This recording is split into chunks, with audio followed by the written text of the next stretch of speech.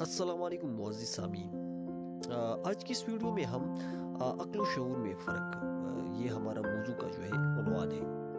तो अक्ल व शऊर में बुनियादी फ़र्क क्या है, इसको जानने के लिए हमने अक्ल व शऊर को अलग अलग जो है तारीफ़ के साथ पेश किया है ताकि आप लोगों को अच्छी तरह समझ सके इसके ऊपर। तो सबसे पहली बात तो ये है कि अक्ल व शऊर ये दोनों इंसान के ज़हनी अवामिल हैं, ठीक है। तो अक्ल क्या है? अक्ल इंसान के सोचने, समझने, तज्जिया करने और फैसला करने की सलाहियत को कहा जाता है।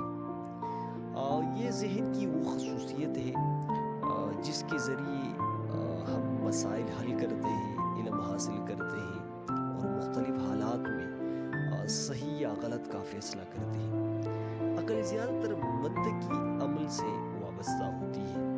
अक्ल का जो ताल्लुक होता है वो ज़्यादातर मंतकी अवामिल से ये वाबस्ता होती है अक्ल।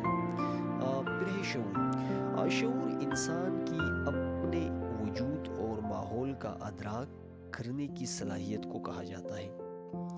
ये ज़हनी हालत है जिसमें इंसान अपनी सोच, जज्बात और तजर्बात का शऊर रखता है।